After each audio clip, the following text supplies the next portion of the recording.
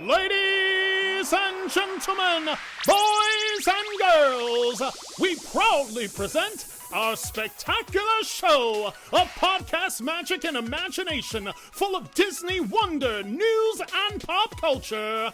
It's the Main Street Electrical Podcast with Jenn Dave and David Dollar.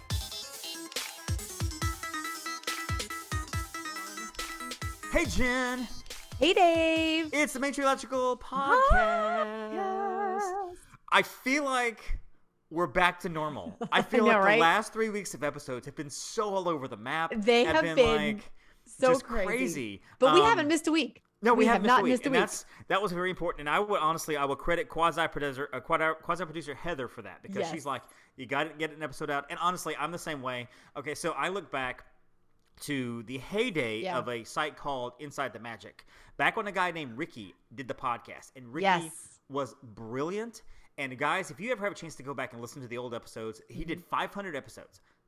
500 straight weeks of episodes. At 501, he announced, you know what? We're going to be a little sparingly on the episodes. And then he did like 10 over the next 6 months or so. And then he finally just retired basically to do something else. But I kept thinking about that. And I'm like, I want to be able to say, we've been here every week for the last 109 weeks, which is true. This week is 109. We've been here every week for the last 200 weeks or whatever and not miss an episode. So I was very happy with it. Of course, last week's episode, 23 minutes, 24 minutes because we were in that hotel room. It was hilarious. The studio audience behind us. Right. There's a live studio audience, which are all laughing. My roommate, Cliff, Upon a Star Cliff, who was on the podcast, he likes to keep the room a little freezy in there. A little freezing. Well, he's also 6'7" and covered in hair. So I was basically rooming with Chewbacca. And so he was like, I hope you don't mind. I'm gonna keep the room pretty low. And he had like a 65 at one point. And so like he'd go to sleep and I'd go in there and I'd be like, I like to keep the room cool. Like right now, Stephanie, my lovely wife Stephanie, is in her office at the office today. Yeah. So she had the air conditioner on to 74. I turned it down to 69 just for a little while to get some air going in here. 65. I don't think I can do that. Just don't. So so funny. It was crazy. So we had a lot to talk about today, Jim. We got some great news. We're going to recap the big agency trip we had. Probably share some funny stories there, and we'll talk about the episode that we were going to do last week, but you prevented it because something about you've been up for 19 hours and you're tired and blah, blah, blah, whatever. We'll get to that. But Jen, I got to ask you, how did you Disney this week? Oh, wow. So I Disneyed this week in a sad way. I unpacked from Disney. Oh, no. I know that's a sad way to Disney. So that's okay because I put everything in the right spot so that I can Disney again in a few weeks by putting it back in the suitcase. So when is your next trip? I'm going down on the Disney Wish. Okay. One of the pre-inaugural sailings. Prior to that, of course, I'll spend a couple days in the parks. Of course. So mid-July. Of course. Be back down. Awesome. Love it. Love that. Yeah. I'm actually not going back probably till October. I mean, okay, this is going to sound so first worldy, but now I'm like, after I've been several times this year, I'm like, July, August, September, it's going to be 4 months before I go back. And there are people listening going, I haven't been in 6 years. I know, right? And so it's just, we're very aware of the fact that we are so fortunate. We do. We know. And trust me, I get discounts, not only being a travel agent, but also taking advantage of Disney discounts that are offered. And so it's not like I made a money. And every time I'm like, Stephanie, let's talk about me going down there, blah, blah, blah. She's looking at taking a girls trip in September. She and a girlfriend of hers to go for one night. Go for the weekend, but go to the Halloween party. And she's like, would you mind? I'm like, I don't care. Go.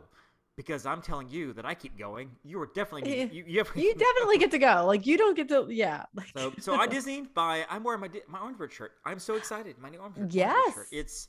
It's one of those like with you and Loungeflies or Dooney's where it's like I don't need another one. I've got so many in my closet in my shelf right now. Ooh, look at that one. I may have to get that one. Kyla and I may send each other pictures of Loungeflies sometimes.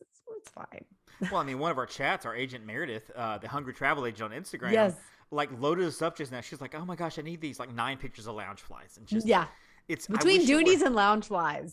I mean, part of me is like, I should just wear a Loungefly because they look so comfortable and they look like the perfect size and whatever. And I should just buck the trend and go, you know what? I'm a dude. I'm wearing a Loungefly. I don't care. Whatever. I mean, we're in the environment now that it almost wouldn't Jerry matter. Seinfeld, like a man purse. A merce. It's a merce. Well, actually, it's a satchel. Indiana Jones has one. It's where I carry my things. Yeah, but this is actually a backpack. This is actually a mini backpack. That's I'm true. just gonna throw it That's out true. there. Well, I have a couple of like Disney satchels that I do carry sometimes, and they're kind of over the shoulder and stuff, and they look like purses, but they're not purses. They're satchels. It's a merce. It's a merce. Exactly. Indiana Jones has one, and of course the line is, well, so does Joy Behar. That's from The Hangover. Our friend Kyla would get that. Kyla would totally get that. Let's hop in some news. All right, Jen, we have a plethora of news, if you will. Ooh, look at that. A lot of things I'm going to randomly touch on here. All Some right. returns, including, you ready for it, Jen?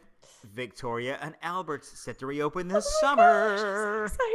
I'm so excited. You have no idea. Open for the first time. Oh, I have an idea because we were on the Universal bus. There's not any more of a contrast of worlds than being on a Universal shuttle, telling you about Victoria and Albert's and having you get excited. But not loud. But not loud. Like not loud. You were like, ooh. Yeah, we just like I think it was like the text message because we didn't want to say it on the Universal bus, and I was like, oh my gosh. I mean, it was insane. It was almost as if we had told Heather that quasi-producer Heather, she had a job at Disney now, or our agent Kyla that she had open bar for free, or it was just this excitement of like, amazing. Oh my gosh. Well, Victoria and Albert's, of course, which is the premier high-end restaurant at Disney World over at Grand Floridian, set to reopen for the first time since 2020, opening up on July 28th. Reservations starting next week at June 20th. Yes. Now, the price has gone up, with some prefix options costing over $100 more than they did before.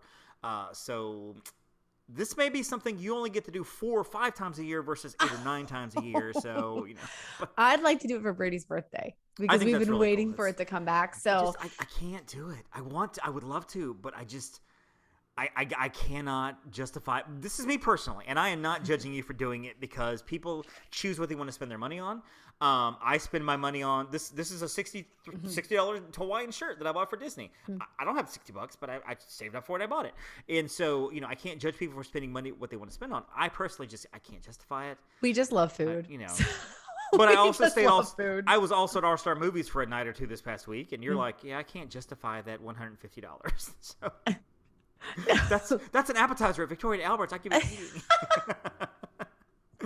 Also returning to full-time property operations on June 29th, the Minnie Vans. They're going to come back for sure. Now, they will not be going to the airport as part of the relaunch just yet. We haven't heard whether that's going to happen or not, but right now they will be going to on-property options. Yep. Now, when they first opened, of course, they were $25, which was a steal. Oh, that was literally a steal. Oh, great. And maybe there was good. just such an overwhelming demand, they had to change it. They went to they associate with Lyft. You will find them in your Lyft app, not Uber, but Lyft, because that's who Disney. And when you're on property, it will pop up as an option. Yeah, you will go into your Lyft app, and it will. Let's just say you're at the beach club, and you have to get to Magic Kingdom at 8 in the morning for Cinderella's Royal Table. Open up your Lyft app, and the minivan will show up on the very bottom as an option. Like you can pick a regular Lyft, or you can pick the minivan. Now I will tell you that the minivan service is spectacular. I've heard people dismiss it. Oh, it's just a polka dotted van. No. It's comfortable. It's clean. Your driver. I've never had a major problem with an Uber or Lyft driver. I've never felt unsafe there. I've never gotten in the car and like, this car is disgusting. Oh my God. It's been fine. It's been an average experience a lot of times. Minivan drivers are always so great, and they're talkative. They're ready to answer questions. They're unlike Disney bus drivers, which seems to know all the wrong answers. Minivan drivers seem to know all the right answers, and they'll get you there from point A to point B on property anywhere you want to go. You just may have to pay a little extra for it. So really, if you're a family of 6, it might be worth the $45 to get you to Cinderella's Royal Table by 8 a.m. versus waiting on a bus, because sometimes those buses are crazy, especially if you have strollers, and we've done the stroller thing before. And that is the other nice thing is if you're park hopping and for whatever reason you need to get there more quickly or something, they will drop off right at the Magic Kingdom versus Ticket and Transportation Center, which is where the Lyft, the quote normal Lyft has to drop you off. Now, do you remember and I don't know if you ever experienced this. I never got to do this. Do you remember when they had bus service from park to park, like backstage? Yeah. You could go backstage, you'll go park to park to park. And that happened, that was like for 6 months maybe. Yeah, I think it was about that. Did COVID take that away, or was that something they stopped doing before COVID? Because I feel like this was several years ago now. Even though it seems recent, I feel like this was a while ago. No, that was a while ago. Yeah, I think that was a while ago. I think so too. And it's weird that you can't go from park to park. Honestly, you used to be able to, but because like there was a designated bus stop, like from Epcot. Didn't they bring that back? They had to have, because if you're hopping, I don't know, honestly. I mean, that's funny because a lot of times when I'm hopping, it's like I'm at Epcot, I might be hopping to Magic Kingdom, which I'm just grabbing the monorail anyway. So. Right. Well, make sure also that you're on the correct bus, because I have done it at Hollywood Studios before where I walked out, not paying attention, getting on a great bus that was labeled correctly, but I didn't notice the label, and it ended up being a Disney Springs tour bus. And so I ended up going through 3 Disney Springs resort hotels before going to Epcot like I wanted to, or Magic Kingdom, or wherever I was going. So yeah, make sure you get on the right bus. That was fun. The right bus. That's smart. Should have been here an hour ago, but look, there's the Best Western. How about that? Whatever. Also returning, Finding Nemo, Big Blue and Beyond. The show is now open at Disney Animal Kingdom. This reimagined version of the classic Nemo show is being performed daily at the Theater in the Wild at 10:30, 11:30, 12:30, 2:30, 3:30, 4:30 every single day. It's now a 20 or 25-minute version of the previously 45-minute version. Apparently, I think I've heard that it's kind of the perspective of the Tank Gang. Yes. But all the songs are back. And I got to be honest with you, Jen, had they not brought back Just Keep Swimming, which I don't know why they wouldn't have. I mean, had they not brought that one back, I would have sat here giving very stern thoughts to Bob Chapek for like an hour. And Agent Kristen did just see the show. Yeah, she did. And I saw some of the videos she posted, which was really good. She really enjoyed it. She said it was good. And I kind of feel like, at first, I love the show. And at first I'm like, why would you mess with this show? The show is great. It's nearly perfect. But I'm also seeing the perspective of families with young children. Yes. When you're a family with 2 or 3 young kids, even 3 or 4 or 5 years old, the difference in 20 to 25 minutes and 45 minutes is huge. Is tremendous. It's massive. So I'm okay with it. When I see the show, I might think something different. I might be like, what the heck? They left out blah, blah, blah. But I think go with the flow. Just keep swimming in the Big Blue world. As long as those 3 songs are there, right? I think we're good. I think we're fine. So that's all good. Also, and I learned this morning, and I'm really excited about this. There are now Star Wars characters walking around in Galaxy's Edge, which is something that Blog Mickey actually reported this. Yes. This is something we haven't had since 2020. And you go into Galaxy's Edge, and the characters are on the elevated platforms, and they're waving down. You're kind of doing the Jen, I got to tell you, I'm over the shoulder selfies. I'm over it. I'm tired of it. Like when we're at Topolino's all together, we're all trying to fit in the picture with Mickey or Minnie over our shoulder, like 6 feet back. Or at Tusker House, I'm like, "Hey, Goofy," and I'm holding the phone way up here to get him. And I'm trying to line it up, and it just it's so hard. I'm over it. I'm so glad that it's over it. So apparently Chewbacca and Rey have been walking around now.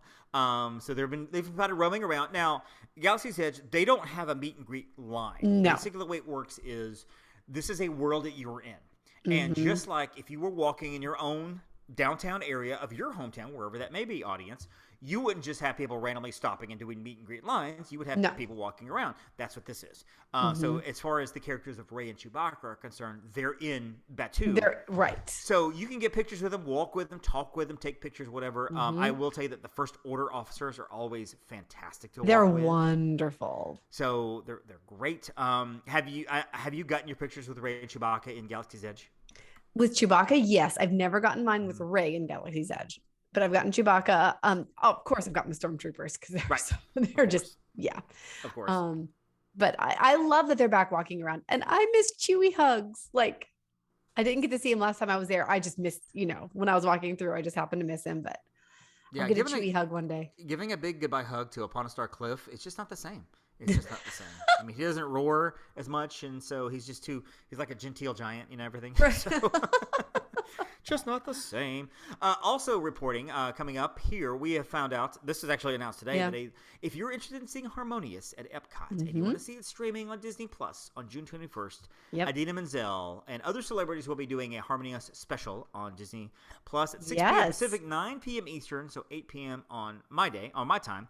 World Music Day is that day, apparently, and it will stream live in the USA and Canada. So our good friend who has emailed a couple times in, I believe, Finland or Norway, you will not be able to see it at this point, but it will get there, I'm sure. It will, absolutely. So that's Harmonious. Jen, the Tron lights are lit. I know, my friend sent me a message. Tron lights are lit. Like, I'm not sure if you guys got to see this when you were... Really like, cool. Oh my God. So yeah, and I saw this last night for the first time, and apparently they've done this a couple of times. Walt Disney World Imagineering is sharing their Instagram posts with the Tron Light Cycle Run dazzlingly bright canopy, and we're calling it the Upload Conduit. And it's incredible. It's like this very wave structure. It's curved. It's the upload conduit to the grid where guests, known as users, will race beneath on their light cycles as they begin their competition. Quasi-producer Heather, the oft-mentioned Heather, has been on this in the one of the Asian parks. Shanghai. Shanghai. Shanghai. There are approximately 1,200 light fixtures attached to a white canopy kind of hanging down. It's going to have this hexagon pattern light. They're going to keep working on the next couple months to add more elements to this light show, but it itself is like a marvel, basically. So I've heard the rumors. It possibly could be next year. If I had to guess, I would guess safely that probably next May 2023, maybe Memorial Day, because they'll do months of testing. But who knows? There's a shot they could open this up in November or December. That's a long shot, but who knows? That's a long shot. I would say it's a long shot, but hey, I'll take it. So what's your guess? If you had to give an educated guess for Tron Light Cycle, what would you think?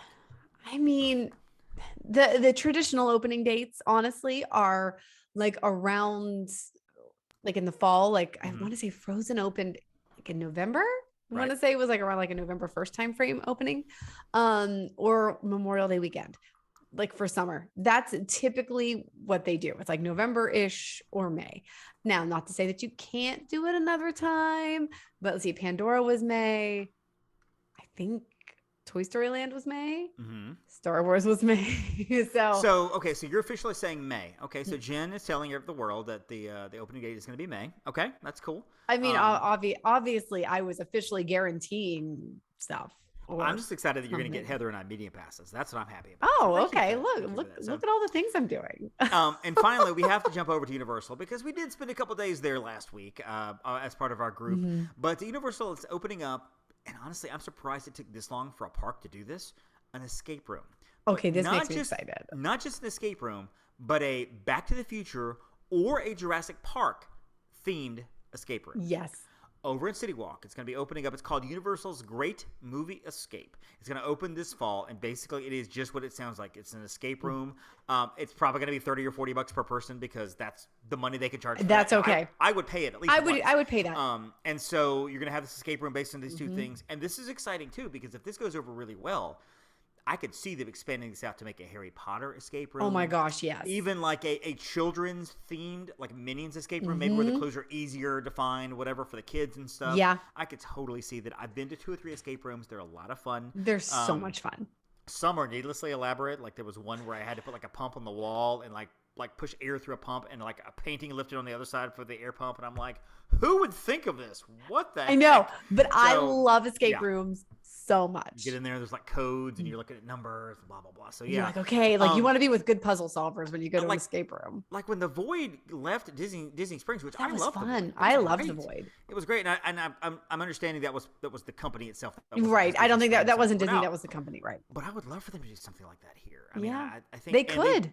They've done something at the old NBA Experience. I was about to say the NBA Experience has a lot of rooms in it. Just saying, you could do something great with that.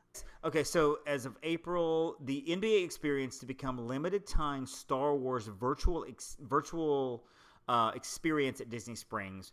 It's a MetaQuest VR experience, which will feature ILM and Lab Star Wars Tales from the Galaxy's Edge. You'll be able to try 2 Quest. Basically, you go in and put the headsets on, and that's what it is. Oh, I don't know if this is still open. So it's sort of... Okay, so here it is. The complimentary experience will be open May 2nd and remain open through July 27th, operating 12 p.m. to 10 p.m. daily. The complimentary experience. So it's free. They're probably testing it. Yes. Okay. Yeah, so I'm guessing we didn't see it. We didn't go down as far as the NBA experience because that's such a dead space. You go down there and apparently... We went as far as like the Marvel shop. Right. And then we're like, Right. We'll turn around. But my best guess is you put on the VR headsets and like they probably have this small area roped off or whatever, and they probably have a bunch of VR headsets and you can kind of do something for 10 minutes. Whatever. That's a guess. If anybody out there has seen that, please let us know. Right. It's something that I didn't think about. Otherwise, we probably could have stuck our head in there. In all of our time we had at Disney Springs. So yeah, just to recap the trip last week, and of course, when we podcasted last week, we were actually going to talk about the Contemporary Resort, which we'll talk about today. I got over there. It was, and I'm gonna name drop a bunch of people to the audience that you may or may not have heard of. But it was myself and Downeaster Alexa, Agent Alexa, she is the Billy Joel song personified. And so. So we went over via Uber to the Contemporary because we were at Universal, which is where everybody was going to end up on Wednesday morning. And we had a driver who got lost a couple times. There was once he was heading towards the Magic Kingdom. I'm like, we have to go to the Contemporary. You need to be on the right side. You need to be on the right lane. On the right lane. Get in the right lane. He stops the car on the interstate, pulls off to the side. He's in a median. He's in a Tesla, by the way. And so we're at a median with a little dip. And I was like, and I basically said, I was like, brother, you can do what you want to do with your Tesla. I said, you can go over this median or you can go around. I said, we're pressed for time. It's already late. I'm letting you know that you need to be on that lane over there. So he went through the median, got lost, dropped us off at the TTC. It was a nightmare. On our Uber driver on the way back, and this is a caution for the masses out there if you're Ubering. The Uber driver on the way back, because this driver, our Tesla driver, said he'd been doing it for a couple of years. The one on the way back, she was a mom. She was a little older and everything, and she was taking me Alex back, and she said, we were telling her about her experience, and she said, she said, he did that on purpose. And I was like, well, we already paid one price. She goes, yes, you weren't out anything but your time, but he can charge more to Uber because he was out longer. He said, any driver that's been around for a couple of years that's in Orlando and does not know their way around Disney World property, they're lying to you. Because that is essential. If you're going to be an Uber or Lyft driver, you have to know how to get around Disney. And the fact that he was telling you he didn't know where the TTC was or where the Contemporary was, she was like, he was lying. He was lying to you. She's like, I'm sorry that happened to you, but he was lying. There's no way around that. And I told her the name. That's crap. And I told her his background that he gave us. And she was like, yeah. She's like, I think he's the taxi driver, moonlighting as an Uber driver. She goes, and that's probably what happened. Again, I don't know for sure, but that was her assessment. But it could have been a thing. Total sense. Because he acted so lost when we kept trying to point out. I'm like, the Contemporary is right there. It's not hard. You just go straight through the gates and you keep right. And that's you keep just going bananas. That's until bananas. You see an arch building. And I'm like, why are we at the TTC? Until finally I just told the driver, I was like, let us out. TTC, let us out. And I got to the Contemporary to see you and Agent Kelly there. Alexa was there in the area as well. And, it was already late and I had not eaten anything. And Kelly had been up since 3 a.m. Yeah. And I'd been up a lot too. Yeah, so. Kelly was like, do your podcast and get out of here. And so we elected not to do it because it was just super, super duper late. It was just so late. And to preface this for the audience also, they didn't know, the week before I had a medical scare. And I won't go into it. If you're Facebook friends with me, if you go on my Facebook page, you actually can see a video that I did kind of telling everybody what happened. Yeah. But I had a medical scare and it resulted in me spending one night in the hospital. I'm fine. I'm recovering. It was really never anything life-threatening, especially since we took action immediately after it happened and went to the ER. We were fine. Everything was good. Then became more convenient in the hospital than anything else. Right. Just doing the hospital waiting game, waiting for a doctor, waiting for a test, waiting for a pill, waiting for blood, waiting for whatever. And so going to Universal, it was a little dicey because, I had to hydrate all day and I had to stay hydrated or whatever. So, it was hot. So when I got there at night, I had not eaten. And of course, you were very, very, very, very nice. And we're like, here, we have some fried chicken. Here you go, which was great. I just devoured it. Was it fried chicken fingers? Chicken fingers. So anyway, that was our Contemporary evening.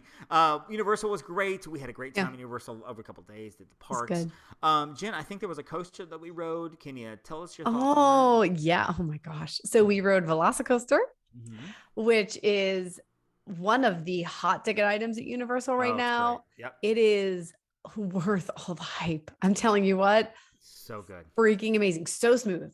So smooth. The launch tunnels are like crazy town, huge dips, barrel rolls. Quasi producer Heather had been on it a few times prior. So we like made this thing. Everybody was like, okay, yep. If we're riding Velocicoaster, we're doing it first thing. We got there right, when the park opened for early park entry, we were like on it straight back there. We took up like half of the, like almost the entire car. Yeah, like if you use the clip, it was so fabulous. It was great. There was 8 or 10 of us, and we all got. There is a front row line, which actually the line's not that long, honestly. So we got in the front row line, all of us, and we had to tell the people, "Hey, we don't all want to ride in the front row. We just want to be in the car from the front row." Like we just want all of us in the same. And car. We were all there. So there's a picture that somebody took of us coming down one of the hills. And you can see the entire car, and the first 10 rows are all of us in our little white Jurassic Park shirts. Yes, we matched. We did matching shirts. We're those people. And so it was great. It was hilarious. Little tip for you there on the audience: going to Universal, go straight to Velocicoaster. Do not pass go. Not $200 because that one is not on Express Pass. Right, it's not on Express Pass. Stay on property. Get there, go in, go straight there. We waited probably 20 minutes, maybe 25 minutes. 20, 25. Not even that. Got on there, got up there. The coaster was great. Immediately went from there, went straight to Hagrid's. Yep. Now, Hagrid's at this time had already built a line. The line said 2 hours long. Some of us went to single rider. The others, yourself included, decided to go ahead and do it because that's the other one that's not on Express Pass. Yes. And so, it was an hour. It was only an hour. Yeah. What am I telling my clients simply is, you know what? There's 1 or 2 rides you're just going to have to wait for. It is what it is. Go ahead and do Hagrid's. You're there for a couple of days. You got plenty of time with the Express Pass to knock everything else out. Go ahead and do Hagrid's. Get those done. 2 hours. Do it. Stay in the line. Get done with it. And as you said, it didn't even take 2 hours. It took an hour. No, it took an hour. So, and you got to see the queue and everything. Hagrid's is also a ride that tends to break down a lot. So you don't want to chance it on your last day. Do it your first day so you have other days of your trip to get back on it. Yes, exactly. So, Hagrid's still great coaster. It's always fun riding with somebody who's never been on it. It is. Because there's a few surprises. And I was on single rider, and so I had a mom, actually, an older mom with me, and she asked me, she's like, which one do you want? The car, the sidecar, or the motorcycle? And I said, well, I've been on it. I've done the motorcycle before. That's the one I prefer. I don't want to sit in the sidecar. However, you've never done it, so I'm going to give you the option. And she goes, I don't care. I'll take the sidecar. I was like, great. So we rode on it and everything, and she was some of the surprises and everything. She was cheering and laughing and whatever, so it's a great coaster. We did, of course, the Harry Potter area. We did the Butterbeer. And honestly, we spent some time over in Diagon Alley too, taking the Universal, the Hogwarts Express. Yes. For the last day it was open before it's closed for the next year and a half for a refurb. Taking it over there, and there's a lot to Diagon Alley. I think people miss. There is. If you gotta explore Nocturne Alley, and then Nocturne Alley is a big deal. Yep. It's a big deal. So it's dark in there. There's a little shop in there. Borgin and Burke. Nice and Harry cool. Potter fans will know it's nice and cool. Gringotts is the big attraction, obviously. Yes. Express Pass will work for that, which is great. Yes, it will. All on it in 10 minutes, 15 minutes. But yeah, there's a lot to explore back and through there. There's there's different shops, different things. There's Butterbeer's there, which we all had that there. So did you actually get a Butterbeer at any point in time? I don't think I did. I don't think you did either. I did not. I don't think you did either. Because... And I kept meaning to, and then just whatever. We're like, oh, we're gonna do this. Oh, I'll get one later. Yep. Oh, I'll get one later, and then just never did. That's the theme park experience. It's like, we'll do that later. We'll do it soon. We got time. And then suddenly you get home and then you're like, wait, I didn't do that. What the heck? What the heck? And then of we course, did eat at Three Broomsticks. We did, which honestly, my first meal at Three Broomsticks was last year, April of 2021. April 2021. Yeah. Not my first meal there. It was the last time I ate there. It wasn't good. It was breakfast. I wasn't a fan of it at all. We had lunch this time, and it was pretty good. Lunch is good there. I really liked it. I can't remember what I had, but I remember liking it. I had the fish and chips. So that's what I had. Was fish. You had the fish and chips. I did have the fish and chips. Something simple, something easy. I'm like, well, it's not Epcot, but hey, it'll do. I mean, amongst the 16 of us, we had a lot of different entrees. Yeah. So it was good. I had the butterbeer cream, which is like a pudding. Oh yes, It was sweet, very sweet, very good, but very sweet. Yeah. We all had the different drinks, stuff like that, and everything. And I drank tons and tons of Gilly water, which water at Universal is like $3. Take the same water, put it in a different style bottle, and slap something that says Gilly water on it, and suddenly they're charging $6 for it. I mean, it's joking. Like really? Okay, well I need. But it was so hot, you had to just keep hydrating, keep hydrating, keep hydrating. It is hot as the surface of the sun right now. Literally. Everywhere. It's 100. It's supposed to be 100 degrees here next week. It's 90. It's 98 in Pittsburgh today. Yeah. 98. It's insane. Hydrate. Drink water. Those shows, go into the shows, get out of the sun, get some AC, make plans for it, towel off, get a fan, do something. It is. I've already seen reports of people passing out from heat because it's hot. Because they're not, and I am somebody who doesn't take precaution all the time. A lot of times I'm like, whatever, we'll just do it. I'm fine. No. Like last week, I had to just drink tons of water. You have to. So so we did Universal 2 days in a row. We got to 2 of the resorts, and I kind of feel like we'll probably maybe do an episode later on in a couple of weeks. We'll talk about the Universal resorts and stuff. Maybe the prepared resorts, get to those, whatever. Had a great time touring the resorts. Went back to the parks. Went to Toothsome for our second experience there. We were those obnoxious people in a big group. And that probably everybody else hated. It just because you put us all together and put some alcohol in a few of us. I actually didn't have anything to drink, but put alcohol in a few of us, and it's a party. Let me just tell you, it's insane. So, and I was at the smaller table across, and we just kept looking back, and we're like, oh dear, wasn't my fault. Wasn't my fault at all. I didn't do it. So then, of course, on Friday we went to Epcot because why would you not? Put a day at Disney World on the Universal trip. Went to Epcot, did the Flower and Garden Festival, did Guardians of the Galaxy, which you had already done. I had not done. We lucked out, and we had it all worked out. We had people doing the virtual queue and we purchased Lightning Lane. So I got to do both, which was exciting. Yeah, same. Which was really great. Did both in about an hour or so. The first time we had Tears for Fears. Everybody wants to rule the world. Yep. There is a. And again, I go back to Kyla because she was kind of my ride mate on a lot of these things. And she is not a fan of any of the 6 songs that are in. She does not like any of them. And it reminds me of, I don't know if you've ever seen the movie Major League. But it's been a minute, but. The owner of the whole team wants to move it to Miami or whatever. And of course, Charlie Sheen's character, Wild Thing Rick Vaughn, every time he comes out, they play the song Wild Thing. Towards the end of the movie, he comes out, everybody's cheering or whatever. And she's sitting there going, I hate this freaking song. And that's what made me think of Kyla every time. She does not like Tears for Fears, which is a great song. Second time we get on it, I'm hoping to not get Disco Inferno, which I think is the only one that you haven't gotten I've yet. not had Disco Inferno. So in a moment of kismet, just fortuitous blessing, we're all there right about to launch, and I put my hands up and I yell, Conga! And literally 1 second later, we hear, da da da da da da da. And I was with Katie, and we started like, I could not plan that any better. I don't know that anybody else besides our little group there picked up on that, but I'm like, I rule. My life is awesome. I just called my shot and I got it, and it was amazing. Amazing ride, fantastic ride. We've talked endlessly about Guardians, so we're not gonna spend much time on that. But it was fun. Had a great time. Went to Disney Springs on Saturday. Did swirls on the water, and literally they gave us the ice cream, and it was melting literally within like 2 seconds. It was just, I think a couple of you went to the bathroom, and so by the time we got back, we're like, this is a puddle. Well, by the time we got back, it really was a puddle in each of the things. It's great, but we're like, did y'all get pictures? And we were like, yes, because it was, and actually, as I was walking over to the table, Meredith, our resident photographer. I'm like, Meredith, get your camera ready right now because it's melting everywhere. so anyway, so the original plan, of course, last week was to record from the Contemporary and do an episode about the Contemporary from the Contemporary because that's how cool we are, and it just didn't happen because it didn't work. So we thought, you know what, let's do it this week. Let's talk about the Contemporary Resort, which will be awesome. So a little history of the Contemporary. It was opened when Disney World opened up in 1971, one of 2 resorts located on property. This and, of course, the Polynesian back in the day. Organized and designed by a company called the United States Steel Corporation and Disney and an architect named Walton Beckett. They did steel frames on site. So basically, and you might have seen the pictures, they did the rooms and they lifted them up one by one and slid them into place. Like little pods. Exactly. And contrary to popular belief, they can't take these rooms out anymore. They're in. No, they are in it to win it.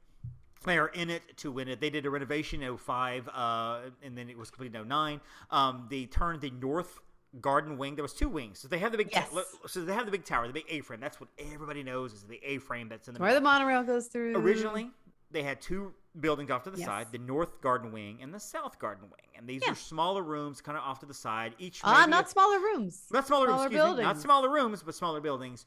Each probably a 3 or 4 minute walk from the main building. You just get out, and the south location, a little longer walk to the bus stop or to the monorail. But hey, you're still a Contemporary. You're still right there. Exactly.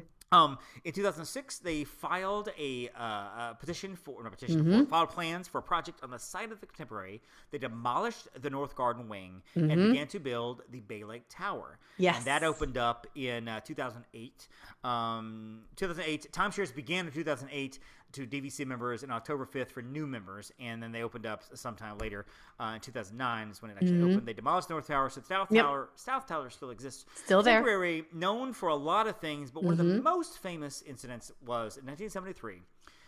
Richard Nixon, President Nixon, declared, "I am not a crook. I am not a crook." Yeah. His job approval rating had been going down steadily because Watergate was happening. Right. So he made the statement during an appearance at the Associated Press Managing Editors Association annual convention, which has a live 1-hour televised press conference there. And so he happened to be there. He went there to Disney World, to the Contemporary, and made his whole thing. That was in 1973, and of course, 8 years later, he resigned, which became effective the following day. And so he said, I'm not a crook. I've earned everything I've got, and did a little speech there or whatever. So that was kind of one of the main things that happened at the Contemporary. So that's kind of a little bit of history there. I mean, some of the things they've had there before, of course, was the Top of the World Cafe. Top of the World Supper Club. It featured dancing and celebrity entertainers like Rosemary Clooney and Barbara Eden, Lou Rawls, Mel Torme. For a lot of you, if your grandmothers are listening, y'all are going, "Yeah, I know this." So the Spinners, Peaches and Herb, they were all there. They actually had a show there in 1981 called Broadway at the Top. They did a show there. The entertainment charge for this show in 1981 was $7.50 for adults and $3.75 for children. Dinner was $9.50 to $13.50. There was also a Sunday brunch that happened during the day. There was a lounge for sipping drinks while watching the fireworks. The Top of the World closed in 1993 and became what is known now as, Jen, call it out, California Grill. Ding, ding, ding. That's right. Bay Lake Tower actually has a Top of the World lounge. They do. And that opened up in 2009. A lot of great things at the Contemporary. And so let's talk a little bit about the Contemporary itself as it stands. Just kind of some of our favorite things. And I think probably, so the biggest appeal for me, and this is in no particular order of things I have listed, but the biggest appeal for me is the proximity to the Magic Kingdom. Yes. And this is something that I don't, like the monorail, and we'll get to the monorail in a minute, but this is something that people, I don't mean to diminish people's intelligence, but people just don't understand until they do it. Yes. Because the Magic Kingdom is this glorious park, and I tell people all the time, they're like, "Well, can I just drive to the parks?" Absolutely. Drive to Epcot, drive to Animal Kingdom, drive to Hollywood. Absolutely. Take the bus to MK.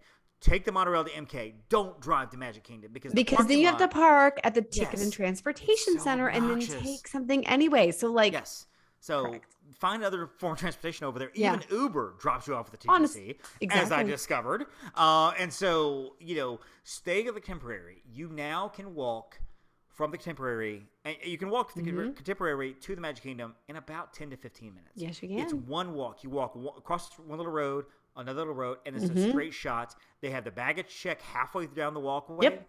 And they go right on in, and it really. Now you can also walk from the Grand Flow. Now they open that up, which takes a little bit longer. It's fine. I think you could feasibly walk from the Polynesian. Have they opened up the sidewalk from that? You can, because between the Polynesian and the Grand Flow, you can walk, and then you would walk from the Grand Flow. So it would be a long walk. I don't recommend it. That's a long walk, but you could do it. Yeah, I mean, you tried to tell me about this walk in October. And you gave me the wrong directions, and I can't help it that you didn't follow directions. And I literally ended up walking down the side of the highway. I did not tell him to do that. 12:30 at night, you did. You were like, "Look at this map." Brady even gave you directions. And I went on that path, and that path led me to a drink machine and a wall. And I'm like, "Well, I guess I'm on my own. How about that?" But that's another story of Jen's failure. So anyway, so you can walk from Polynesian, but the Contemporary walk is so easy. It's so easy. It's literally. Location. Right. Literally. Right. That is one of my favorite things about the Contemporary. And that's between that, and I'm going to throw this out there too, the variety of types of stays you can do. Yes. At the Contemporary. Yes. Like what now? What would be an example? Okay. So of course you have the A-frame, beautiful rooms. Okay. Right. Super duper convenient. But you also have that South Garden wing, as you said, that still exists. Those rooms are actually larger than the ones in the Contemporary. Are they? I don't think I knew that. At least in my opinion. Like when it's been a couple years since I stayed there, but it just felt very spacious. Right. And especially now that they're refurbing those rooms, I think that's going to make them even better. Right. And then you have Bay Lake Tower, which technically is different because, it's the DVC, but you have those deluxe studios, 1 bedrooms, 2 bedrooms, grand villas. So you have all of those options. And if you're Bay Lake Tower, you get all of the amenities of the Contemporary as well, including, and you can do the Top of the World Lounge, which is fabulous for watching fireworks. I've done it there multiple times. And I just like that along the monorail, those garden wing rooms do provide the least expensive option for monorail rooms. Resorts. Correct. Resort Correct. rooms. Yes. Well, and that's good that you said that about price because, okay, so let's just put this out. Contemporary is not cheap. It's a deluxe resort. No. It's on the monorail. It's 100%. One of your more premier pricing. But a lot of the resorts, the categories have their least expensive and most expensive. I think Wilderness Lodge and even Animal Kingdom Lodge is probably on the lower end pricing of the deluxes. Out of the 3, I feel like Contemporary has the best pricing because people automatically want to go to Grand Floridian, Polynesian, which fill up very quickly, especially Polynesian because it's smaller. Contemporary prices for what you're getting in the deluxe resort, it's not bad. It is not bad at all for the price you're paying. Again, you're paying Disney, and you might be like, I don't want to pay that much per night, and that's fine. That's why I love All Stars. That's why I love All Stars. That's why on the second night, whenever I was at on Disney property for one night, I was at All Star Movies. Cliff and I roomed together again. I think we paid $80 a piece to stay for the one night, which was fantastic, which was great. We could have paid $500 a room per night for Contemporary, but we didn't need that. But to fit the needs for families and stuff, this is not a bad resort at all. This is a wonderful, wonderful option. Garden Wing, and I put a lot of people in the Garden Wing because again, it has that lower pricing. It's accessible. It's a little more accessible. And sometimes we're talking about hundreds and hundreds of dollars off the price of a building that's approximately 30 or 40 yards away, which is nice. Now, having said that, staying in the A-frame, there's also something to walking out of your room and being at the monorail in about 4 minutes. That is also an incredible appeal. Polynesian's great. Grand Floridian's great. You still have to go through the lobby, go through the building, of course, get outside, whatever. At the Contemporary, it's all inside. It is just, the monorail comes through the building. It does. Which is incredible. And for my kid, who loves monorails and Disney transportation, that is mind blowing for him. He is like, Contemporary. He loves it. We a couple of years ago, because his imagination, and of course, the audience probably knows that my kid is on the spectrum, so his imagination runs a little bit differently sometimes. And this is he loves Disney, and Disney has been one of those, like many children like him, have been a great springboard for what he is imagining. And so he and I built Disney World in our living room because he had like a pirate ship, so that was Pirates of the Caribbean. He had a little playhouse, that was his Haunted Mansion. We cut a box with a hole in each end and set it up so his Disney monorail actually could go through it. And had the right Contemporary on a post-it note, stick it on there, and that was the Contemporary. He wanted, we did several buildings, I think, because he had stayed at Port Orleans. He wanted Port Orleans Riverside, so he put like a little alligator there. Oh my gosh! So we had an entire park built up, and you look at it, and it's like, that's just a bunch of cardboard and Post-its. For him, it was Disney World because the monorail was running through all of it. And I'm like, you know what, son? A lot of people would love for the monorail to run by All-Star Movies. No. And here in our living room, it certainly does. So yeah, the monorail is just, it's wonderful. It's fabulous. It's great. So talk a little bit about the concourse, Jen. What do you love about the aesthetics, the concourse, the overall look? Because you're much more of a fashionable person than I am, and you can kind of look to. Okay, so let me just say this too. This is Jen and I's friendship because we're pretty tight. We're real close buddies here. So we're in Disney Springs on Thursday night, and my wife, my beautiful wife Stephanie, sends me a note via text that says, hey, could you look for this purse, this Dooney and Burke? Now, guys, when your wife sends you a note that says, would you mind looking, what that means is, get this for me, okay? Right. Especially when it's like, I've let you go on this trip. I'm fine with you going on this special trip that you're getting to spend money on. I want you to get this for me, and don't give me any guff about it, which is fine with me. So, of course, we're also looking for it's a 50th Dooney and Burke bag, which, by the way, Jen, again, I'm blaming you for this because before Jen, my life my life before Jenn was she'd get a purse every couple of years, then she'd get a new purse. My life after Jenn, Stephanie has like 5 Dooneys, and now she changes them per night outing. I'm and so she's proud. like, oh, I'm going to wear my Orangeburg Dooney tonight because that just matches this. Oh, I think I'll move over to the Small World Dooney. I'm going to wear my big Skyliner Dooney as a regular everyday bag. This is your fault. And so we're also looking for a Peter Pan crossbody bag. Yes. Again, there's some guys out there that'll be like hearing crossbody bag. So I knew what it was, but just to make sure before I drop $300 on this bag, I'm like, Jenn, come here. So I was over with Kyla. I call it with Kyla, exactly. And I'm pointing him, going, that's a crossbody bag, right? Just making sure. And I expected you to say, yes, it is. Affirmative. We're good. I'm going to get it, whatever. And Jenn, which, guys, this is why you need a Jenn in your life or somebody like this, stops me and says, no, we have to look at the pattern here. And I'm Look at the placement. It's the placement. The placement. And which makes sense because none of these bags are exactly alike. They're cut from the same type of leather, type of fabric with the same pattern on it. But the way they put the purses together, Peter Pan might be completely whole and intact on one part of it. On the next purse, he's actually, you're only seeing his feet. And Wendy is now above the zipper. So it looks like half of Wendy, half of Peter. And over here, it's John, but you only see the top of his head. But on this one, it's, so suddenly we're now in this thing. And of course, you call Stephanie. And you're like, well, no, you're sitting there like, hey Siri, text Stephanie $. And you're, and I was like, oh, my Siri just popped up. and then I was like, I'm like, wait, what's this place? Oh my gosh. Like, never mind. Yes. So I pull out my phone. I'm like, Stephanie. Yeah. You have an entire conversation. And then finally she started cracking up. Stephanie cracks up when I called. Yeah, she does. Because she knows.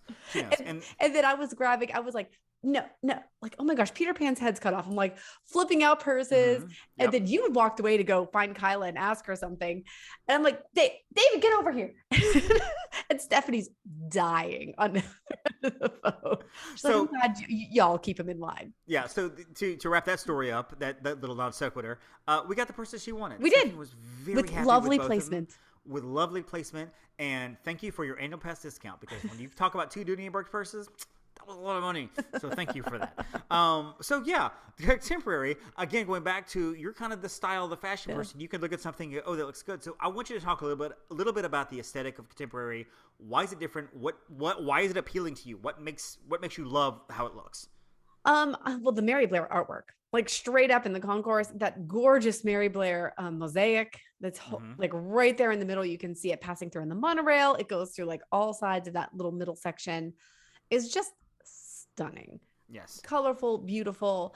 Also, of course, the aesthetic of the monorail flying through is fabulous. But I just love the concourse as a whole because it is, like Chef Mickey's over there and that's fine.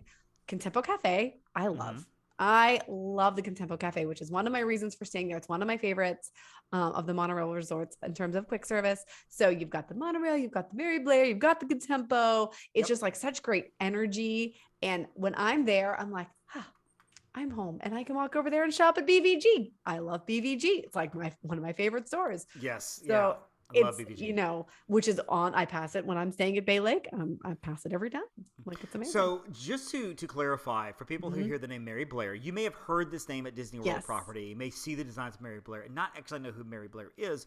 She is a legendary artist, animator, designer. She was prominent in producing art and animation for Disney, including concept art for Alice in Wonderland, Peter Pan, Song of the South, Cinderella. She worked on the Mexican Pavilion in Epcot. She worked on Small World.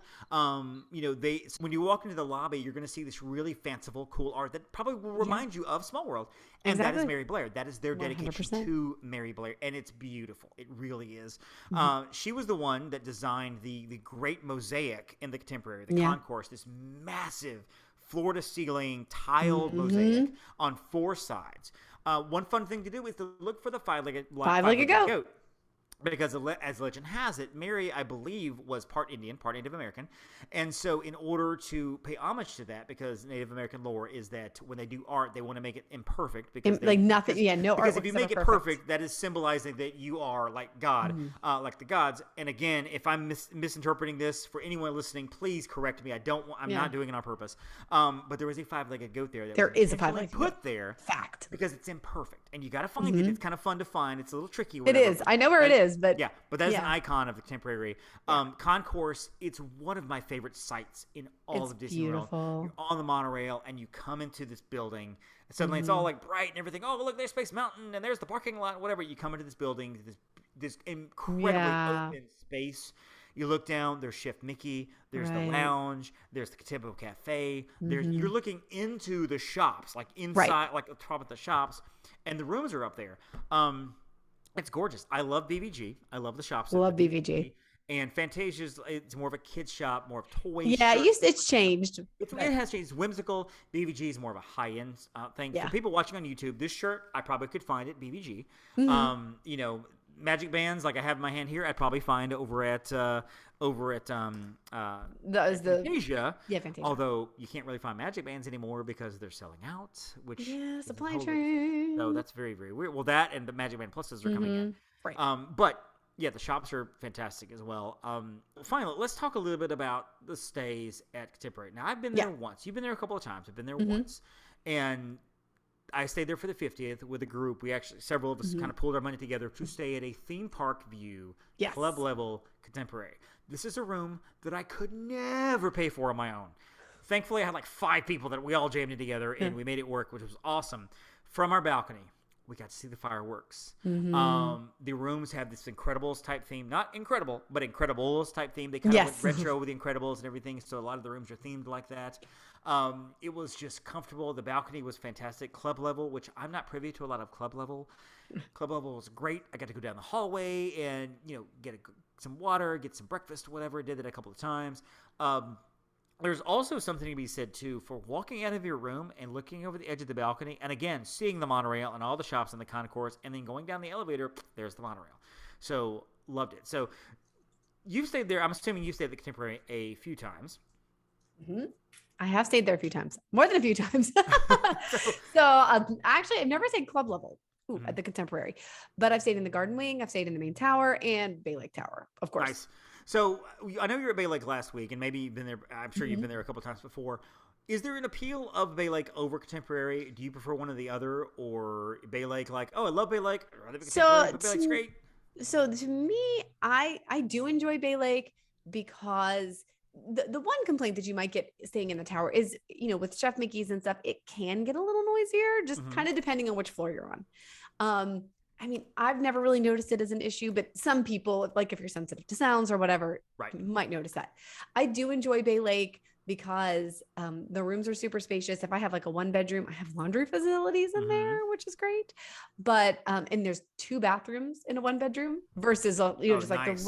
That is extremely nice, like 2 full bathrooms.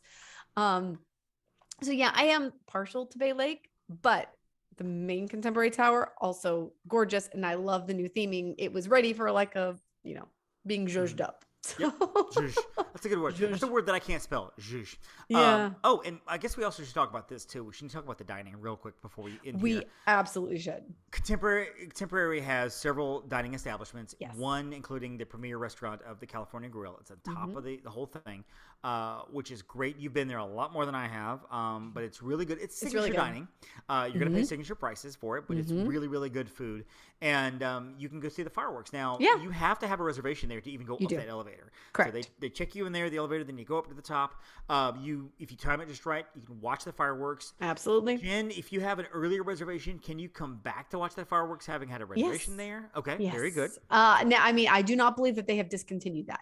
Right. I mean, last time I was there, that was a thing. Yeah, I don't know that if you have like a brunch reservation at 11, you can go up and watch it at 8. No, if you have an earlier dinner reservation. Within reason, of course. And so there is that. And there's another restaurant that used to be called The Wave, and now it's called Steakhouse 71. Steakhouse 71. I like it better than The Wave. It's really good. Now, I loved breakfast at The Wave, but yeah, I agree. In general, the Steakhouse 71, and which also had a fabulous breakfast. Yes, yes. I've eaten there twice. Once for breakfast with Agent Kala. We had breakfast at the 50th in October before we were all going our separate ways. Breakfast was fantastic. I'm a big waffle person. I love waffles over pancakes, and the waffles were great. She had avocado toast. She apparently is a psychopath for avocado toast. She loves avocado toast. Turn around, she's eating avocado toast. I had lunch there in November. We had Thanksgiving lunch there. We had our Thanksgiving meal at Steakhouse 71. So good. And it was delicious. The service was great. The atmosphere is great. All the way down the hall are these incredible pictures of Walt Disney. Oh my gosh, I the love man them. himself. Basically, the history of the contemporary and the parks, stuff like that. It's really, really cool. So I love that. Yeah. Also, there is fishing excursions There at are. Disney World. So you can go fishing if you want. There's a lot to do. There's a boat dock that will take you to different places, including some of the lodges. Wait, so will they take you to Wilderness Lodge now, or they shut those down? The last I heard, they're not running. Okay, that's the last I heard. So let's forget that, right? But usually there are. Now, perhaps I'm wrong. Perhaps it's come back. Yeah, but let's hope so. But and if you ever do the fireworks voyages and stuff, which they've opened up and everything to go out onto the water to see the fireworks, that will leave from the Contemporary. Yes. Another thing is the pool area there. They have the pool area where you can also swim, but also you can go to see the electrical water pageant, which is on the water there at the Contemporary at Bay Lake, so you can see the water there. There are tennis courts at the Contemporary, so you have to. They're only available to resort guests. They're open, during the day. You have to. They have the. There's a basketball court as well. A basketball court as well. So there's all kinds of fun things to do there. And finally, you can get great desserts at the Contempo Cafe. And I know that goes without saying, but that's one of the resort kind of services. You walk up, and they'll have their desserts on display. Right. Right now, so you can pick out the different cupcakes and the desserts and stuff like that. So finally, Jen, as we wrap this thing up, tell me, why would you stay at the Contemporary over anything else? What makes this a resort that, if everything's wide open for the place people want to go to, why would you say, you know what, I think you should stay at the Contemporary? Or, let me ask it this way. What families really fit the Contemporary? Like, who would you look at and be like, you know what, if you're this, you're going to love the Contemporary? Oh, that's a tough, I really think a lot of people can be a great fit for the Contemporary. So I will just say, assuming it's in your budget, assuming it's in your price range to do this, I would say anybody who's looking for a great combination of convenience, value, and casual luxury. How about that? That's a good word. I like that. Thank you. I like that. Casual luxury, because the Polynesian is, I don't want to say uppity, because it's not uppity, but it's very premier. And you have that sense at the Polynesian, like you're in a signature resort. It just feels that way. Grand Floridian is very uppity. You just walk in and you're like automatically your head lifts and your nose goes up, because I feel like, I'm at the Grand Floridian, and there's like they pass out your monocles when you walk in sometimes, and your smoking jackets. The Contemporary is not like that. It is more of a casual. It's a casual feel. It's exactly, and I love that about the Contemporary. It's like it's not pretentious. Perfect. And again, like let's just be completely honest. These are not 5-star resorts. Okay, these are not. Okay, this is not the Ritz. It is great. They're great. They are wonderful. This is not the Ritz. Okay, but still, it is. Of the Disney properties, the 3 along the monorail are 3 of the most, quote, luxurious, and this is the most casual of the 3. Absolutely. You can feel relaxed. You can be you. Yep, absolutely. I completely agree with all that. So very good. So that is the Contemporary. And as we go on these, and we won't do these every week, but we will do resort reviews and kind of basically take resort by resort over the next however long it takes us. And we'll kind of rank these as we go. So as of right now, Contemporary is number 1. Because that's the one we've done. That's the one we've talked about. So there you go. Next time, we'll do one and we'll kind of compare the two. And we'll just kind of go from there. But so that is the Contemporary Resort. I agree with everything you said, and I love the casual luxury, because it is a deluxe resort. You're in a deluxe resort, but I feel like it's almost like an everyman's deluxe resort. It is. Like you don't feel pretentious like you do at the Grand Floridian, because it is kind of pretentious. I love the Grand. I like the Grand Floridian. There. I love the Polynesian. But I love the Contemporary just for those purposes. So very good. All right. So Jen, I know you're going back to the Wish in a few weeks. You're going back to the parks in a few weeks, which I'm sure I'll have a list of things to send you for you to get from me. But can you tell us, where can we find you online that people can follow all of your adventures? Sure. Upon a Star Jen, and then my personal Instagram at Jen_Novotny. Also, then usually we also post it on the agency page at Upon a Star Travel, which is across all platforms. Yep. Very cool. Find me on the Facebook at Magic on a Dollar and Disney on a Dollar. Find me on Instagram at The Magic on a Dollar. I'm working very hard to try to get like 700 followers. I'm still trying to build back where Facebook dropped me a couple of years ago, and I'm still building back. I'm getting there. So yeah, definitely follow us in all the places, and of course, Upon a Star at all those places as well. And the MSCpodcast.com. That's our email, or that's our website. Yep. The MSC Podcast at Gmail is our email address, and find us on Twitter and Facebook and Instagram and all those type places to kind of see the fun stuff as well. So, Jen, this was fun as usual. Yeah. And we'll be back next week. Hopefully going to have some guests on next week. We're crossing our fingers to have some special guests to come on and talk a little bit about some fun stuff maybe at Disneyland. But we'll get there. So until then, folks, don't forget to thank your Phoenicians. Thank you for listening to the Main Street Electrical Podcast. You can find us on Instagram, Twitter, and Facebook at the MSE Podcast, or visit our website at themsepodcast.com. Be sure to subscribe, and may all your wishes come true.